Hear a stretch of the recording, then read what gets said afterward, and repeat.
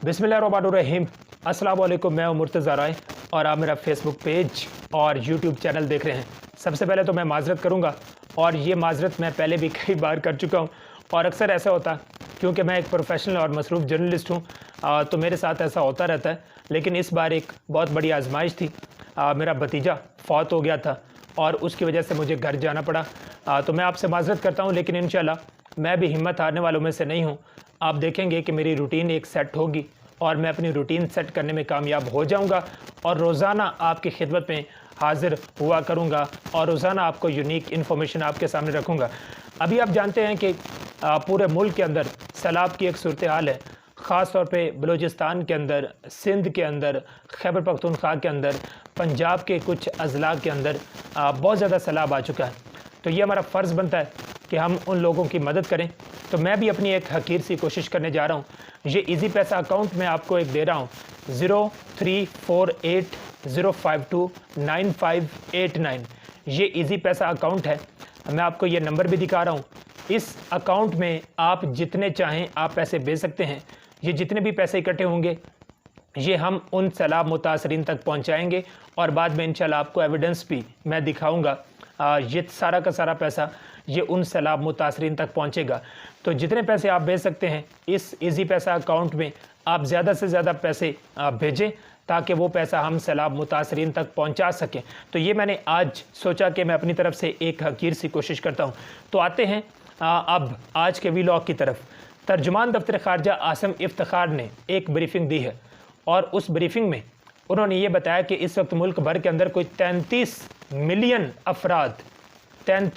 Million अफराद सैलाब से मुतासर हो चुके हैं। ये बनते हैं 3,30,00,000 अफराद और ये कोई छोटी तादाद नहीं है, थोड़ी सी तादाद नहीं है। 3,30,00,000 अफराद पाकिस्तान में सैलाब से मुतासर हो चुके हैं। तो इससे आप अंदाज़ा लगा सकते हैं कि पाकिस्तान में सैलाब ने कितनी बड़ी तबाही मचाई है और अब भी सैलाब जारी है। लेकिन दूसरी तरफ नौटंकियाँ हो रही हैं और हर कोई नौटंकी कर रहा है। इसमें कोई एक सियासी जमात नहीं है, हर कोई नौटंकी कर रहा है। मैं इन नौटंकियों की तरफ तो बाद में आऊँगा, लेकिन सबसे पहले मैं आपको ओवरऑल नुकसान बता देता हूँ। जो ओवरऑल नुकसान हुआ है, एनडीएमए ने 24 घंटों में जो मुल्क के अंदर नुकसान हुआ उसके स्टैटिस्टिक्स जारी किए हैं और 24 घंटों में सैलाब और बारिशों के बायस मज़ीद 34 अफराद जाँ बाग हो चुके हैं। यानी 24 घंटों में 34 अफराद सैलाब से और बारिशों से जाँ बाग हो चुके हैं। सैलाब से मजमूई तौर पर अब तक 937 अफराद जाँ बाग हो चुके हैं। तकरीबन 1000 अफराद लुक़्मा अजल बन चुके हैं। सबसे ज़्यादा जानी नुकसान सिंध में हुआ जहाँ 306 अफराद जाँ बाग हुए। बलूचिस्तान में 234 अफराद जाँ बाग हुए। सैलाब से 1,75,000 से ज़ायद घर या तो जुज़वी तौर पर या मुकम्मल तौर पर तबाह हो चुके हैं। 1300 से ज़ायद अफराद ज़ख्मी हुए हैं। तकरीबन 8 लाख मवेशी सैलाब की नज़र हो चुके हैं और अब तक मुल्क के 116 अज़ला में जानी और माली नुकसान हुआ है इस सैलाब से और बारिशों से। और जहां 5 लाख से ज़्यादा मकानात और इमारतों को नुकसान पहुंचा है और इन इलाकों में 7 लाख मवेशी पानी के अंदर बह गए हैं। इसके अलावा जो 24 घंटों में मेजर नुकसान हुए हैं वो भी मैं आपके सामने रख देता हूँ। बड़े ख़तरनाक नुकसान हैं। सवात में सैलाब से बड़ी इमारतें दरिया बुर्द हो चुकी हैं। दरिया किनारे पर मौजूद होटल पानी में तिनकों की तरह बह गए हैं। इसके अलावा मट्टा, सखरा, लालकू में जो राब्ता पुल थी मुकम्मल तौर पर डैमेज हो चुकी है सैलाब की वजह से। मैंगोरा बाईपास पर कई होटल और रेस्टोरेंट्स के अंदर पानी दाखिल हो गया, कई फुट पानी दाखिल हो गया। इसके अलावा मैंगोरा बाईपास बुरी तरह मुतासर हो चुकी है।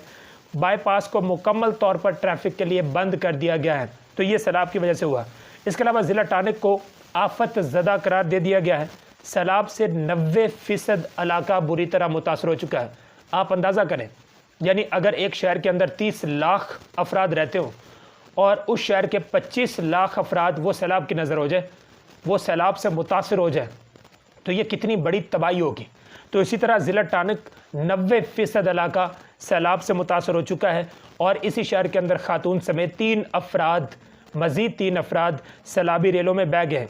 इसके अलावा क्वेटा में सैलाब और बारिशों की वजह से PIA का फ़्लाइट ऑपरेशन मनसूख हो चुका है और आज हमें ये बताया गया कि जो लाहौर की तरफ से फ़्लाइट जानी थी क्वेटा में, इसके अलावा आज एक इस्लामाबाद की तरफ जानी थी, इसके अलावा कराची से एक फ़्लाइट जानी थी क्वेटा में, वो तमाम परवाज़ें भी मनसूख हो चुकी हैं। इसके अलावा पंजाब के अंदर राजनपुर और तौनसा मुकम्मल तौर पर पानी में डूब चुके हैं और ये सारा दिन आप टीवी पर भी देखते रहे हैं।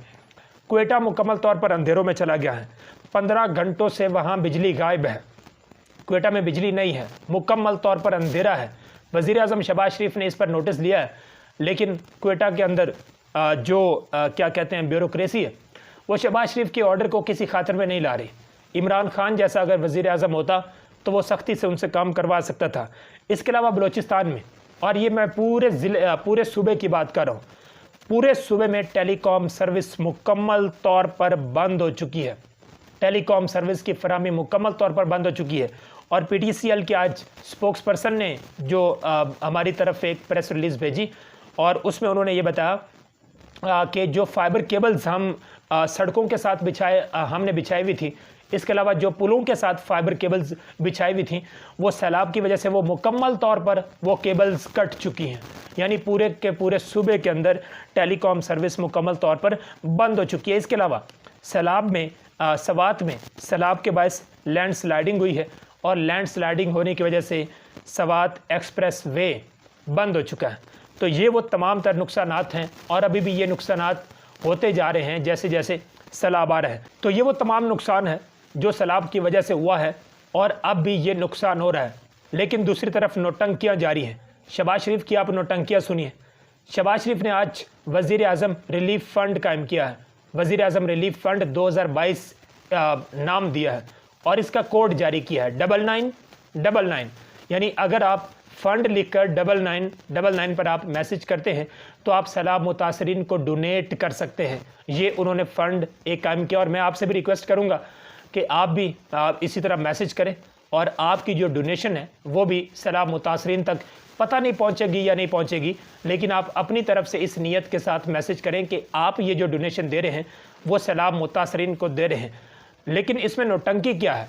नौटंकी ये है कि वज़ीर आज़म शहबाज शरीफ कह रहे हैं कि आप फ़ंड लिखकर 9999 पर आप मैसेज करेंगे तो आप 10 रुपये आप सैलाब मुतासरीन को डोनेशन दे सकते हैं, 10 रुपये।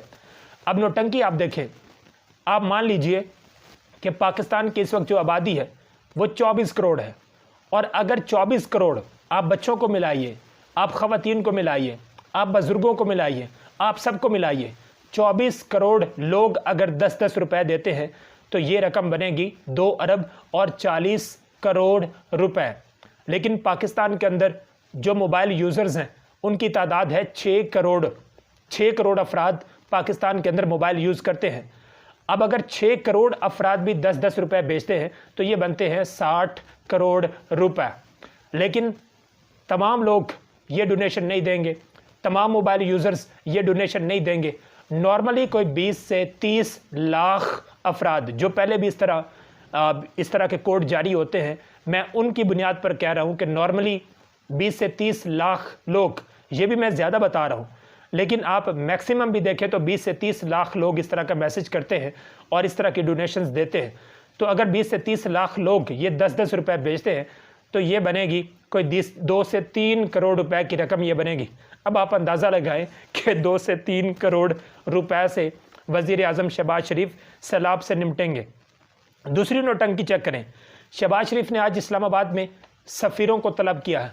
मुख्तलिफ़ ममालिक के सफ़ीर वहाँ पर शामिल थे उस मीटिंग के अंदर जो शहबाज शरीफ ने उनके साथ की है और उनको ये कहा कि खुदा के लिए हमें भीख दे दें।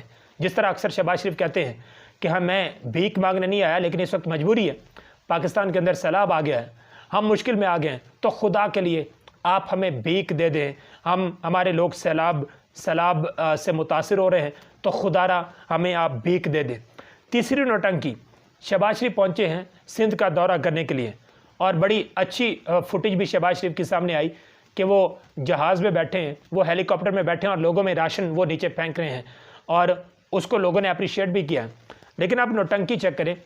नौटंकी ये है कि शहबाज शरीफ ने 15 अरब रुपए ग्रांट दी है हुकूमत सिंध को और ये ग्रांट दी गई है कि जो हुकूमत सिंध है वो सैलाब से निपटेगी, वो लोगों की मदद करेगी। लेकिन सूबा सिंध इस वजह से पीछे है कि यहाँ जो जरदारी ख़ानदान है वो सारा का सारा पैसा वो हड़प कर जाता, वो सारा का सारा पैसा वो पाकिस्तान से वो दुबई के रास्ते वो स्विस बैंक्स के अंदर चला जाता है। तो सूबा सिंध इस वजह से पीछे है कि जरदारी माफिया और जरदारी ख़ानदान सारा का सारा पैसा खा जाते हैं। तो ये जो 15 अरब रुपए दिए गए हैं ये सैलाब से निमटने के लिए दिए गए हैं, लेकिन ये सैलाब पर खर्च नहीं होंगे, ये बात तो कन्फर्म हो चुकी है। तो आवाम का क्या होगा? आवाम का वही होगा जो हमेशा इनके होते हुए आवाम के साथ होता आया है, यानी आवाम मरते रहेंगे, आवाम सैलाब से मुतासिर होते रहेंगे और इनकी नौटंकियाँ जारी रहेंगी और ये आवाम की मदद को नहीं पहुँचेंगे, ये पैसा आवाम पर खर्च नहीं होगा, यानी आवाम मरते रहेंगे, वो सैलाब से मुतासिर होते रहेंगे और ये नौटंकियाँ करते रहेंगे। 4 दिन के बाद जब मीडिया इस पर बात करना ख़त्म कर देगा तो इनकी नौटंकियाँ ख़त्म हो जाएंगी। तो ये हाल है इनका जो इत्तेहादी हुकूमत है। अब सैलाब के दिनों में सियासी जमातों के दरमियान जितने भी इख्तलाफात हों, सैलाब के दिनों में तमाम सियासी जमातें इख्तलाफात भुला देती हैं और ये हमेशा हमें नज़र आता रहा है। हमेशा ऐसा होता है कि जब भी सैलाब आता है लोगों की मदद करने के लिए तमाम सियासी जमातों का फोकस होता है, वो उन लोगों की मदद करने पर फोकस होता है। लेकिन शहबाज शरीफ इस सैलाब के दिनों में भी वो दुश्मनी निभा रहे हैं। अब शहबाज शरीफ ने किया क्या है, और आप भी सुनेंगे तो बड़े हैरान होंगे कि कोई इस तरह कैसे कर सकता है। यानी शहबाज शरीफ साहब ने खैबर पख्तूनख्वा के अंदर जितने भी वफाकी हुकूमत के इदारे हैं उनको काम करने से रोक दिया है, उनको काम करने से मना कर दिया है। यानी वो सैलाब मुतासरीन की वो मदद को नहीं जाएंगे, वो सैलाब से निपटेंगे नहीं। और ये उन्होंने क्यों किया है? ये उन्होंने इसलिए किया है कि जो केपी हुकूमत है वो सैलाब मुतासरीन की मदद करने में नाकाम हो जाए, उन पर तनकीद होती रहे और दूसरी तरफ हम अपनी वाह वाह कराते रहेंगे। तो ये मनसूबाबंदी शहबाज शरीफ ने की है कि जो KPK के अंदर वफाकी हुकूमती इदारे हैं वो काम ना करें। और इस हवाले से वज़ीर आला खैबर पख्तूनख्वा महमूद खान ने भी आज बताया है कि जितने भी वफाकी हुकूमत के इदारे हैं सूबे के अंदर वो कुछ नहीं कर रहे, उनको काम करने से मना कर दिया गया है। तो ऐसा कोई दुश्मन भी नहीं करता, सैलाब से लोग मर रहे हैं और शहबाज शरीफ साहब जो हैं वो दुश्मनी निभा रहे हैं। अब लोगों की मदद कौन कर रहा है? साबिक वज़ीर आज़म इमरान खान आज पहुँचे हैं KPK में, वो पहुँचे हैं DI खान में, वो टानिक में पहुँचे हैं, वो वहाँ पर विज़िट कर रहे हैं। वो क्योंकि KPK के अंदर हुकूमत है पाकिस्तान तहरीक इंसाफ की, तो जितनी भी हुकूमती मशीनरी है उसको एक्टिव कर रहे हैं। दूसरी तरफ मदद कौन कर रहा है? सैलाब मुतासरीन की तहरीक लबैक, और तहरीक लबैक बड़े पैमाने पर सैलाब मुतासरीन की मदद कर रही है। मेरी आज जब बात हुई है तो मुझे बताया गया है कि तहरीक लबैक, एक तो तहरीक लबैक के अमीर अल्लामा साद रिजवी वो आपको नज़र आ रहे हैं, हर जगह वो जा रहे हैं, तौंसा शरीफ वो पहुँचे हैं, लोगों की मदद कर रहे हैं, वो पानी के अंदर आपको चलते हुए नज़र आ रहे हैं, वो रात के वक्त भी आपको चलते हुए नज़र आ रहे हैं। और मुझे ये बताया गया है कि ना सिर्फ तहरीक लबैक वहाँ से लोगों को निकाल रही है जो सैलाब से मुतासरा हैं, उनको ना सिर्फ बचा रही है, ना सिर्फ उनका इलाज किया जा रहा है, ना सिर्फ वहाँ पर इमदादी कैंप्स कायम किए गए हैं, बल्कि उनको राशन दिया जा रहा है। और राशन के साथ साथ फ़ी कस वो 1000 रुपये भी तहरीक लबैक वहाँ पर लोगों को दे रही है। तो ये मुझे बताया गया है, यानी तहरीक लबैक एक बड़े पैमाने पर लोगों की मदद कर रही है और तहरीक लबैक ने अब तक हज़ारों लोगों की जानें बचाई हैं। 2 दिन में हज़ारों लोगों की जानें बचाई हैं तहरीक लबैक ने, और लोगों को राशन भी दिया जा रहा है। मेडिकल कैंप्स भी तहरीक लबैक की तरफ से कायम किए गए हैं और लोगों की मदद की जा रही है। तो ये आज हमें बताया गया। तो यानी जो लोगों की मदद कर रही है वो तहरीक लबैक कर रही है, या इस वक्त पाकिस्तान तहरीक इंसाफ हमें नज़र आ रही है वो लोगों की मदद कर रहे हैं। और दूसरी तरफ जो हमें 12-13 जमातों का एक हुकूमती इत्तेहाद नज़र आ रहा है वो हमें कहीं भी लोगों की मदद करते हुए नज़र नहीं आ रहा, वो सिर्फ नौटंकियाँ करते हुए हमें नज़र आ रहे हैं। अब सैलाब से कैसे बचा जाता है? और आज इमरान खान ने भी इसकी तरफ इशारा किया। जब वो टानिक पहुँचे तो उन्होंने कहा कि टानिक जाम डैम की फिजिबिलिटी रिपोर्ट तैयार हो गई है और जल्द इस डैम को तामीर किया जाएगा और लोगों को सैलाब से बचाया जाएगा। हमेशा लोगों को आप सैलाब से बचाते हैं, डैम्स तामीर करते हैं, और डैम्स आप वक्त से पहले तामीर करते हैं और अपने लोगों को आप सैलाब से बचाते हैं, अपने लोगों की कीमती अराजी को आप सैलाब से बचाते हैं। लेकिन एक चेयरमैन वाबड़ा साहब थे, जनरल रिटायर्ड मुजम्मल साहब, वो एक करप्ट इंसान थे, उन्होंने पाकिस्तानियों का बहुत नुकसान किया। सिर्फ आप एक तरबेला 4 मंसूबे का आप जिक्र करें जिस पर FIA ने इंक्वायरी शुरू की। और उन पर इल्ज़ाम क्या है? उन पर इल्ज़ाम यह है कि उन्होंने कोई 75 करोड़ डॉलर का गबन किया है। 75 करोड़ 30 लाख डॉलर का उन्होंने गबन किया है। ये एक मंसूबा है, यानी 170-80 अरब रुपए उन्होंने करप्शन की, गबन किया। वो हड़प कर गए सारा का सारा पैसा। एक पाक फौज से रिटायर्ड जर्नैल ने यह सब काम किया, पाकिस्तान को नुकसान पहुंचाया। अगर वो डैम्स बन चुके होते या ये सारा का सारा पैसा आज मौजूद होता तो बड़ी हद तक हम अपनी कीमती जानें बचा सकते थे। इमरान खान संजीदा थे, वो डैम्स जल्दी से जल्दी बनाना चाहते थे, लेकिन हमारे यहाँ ऐसे लोग आ जाते हैं जो बड़े बुरे तरीके से पाकिस्तान को लूटते हैं। और फिर इन लोगों के खिलाफ हम बात भी नहीं कर सकते। इन लोगों के खिलाफ कोई बात करते हैं तो फिर मिर्चों वाले डंडे तैयार कर लिए जाते हैं, फिर लोगों को उठा लिया जाता है, फिर लोगों को नंगा करके मारा जाता है। हम इनके खिलाफ कोई बात नहीं कर सकते।